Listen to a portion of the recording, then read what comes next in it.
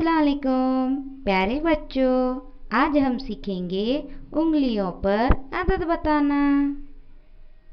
एक, दो, तीन, चार, पाँच, 6, 7, 8,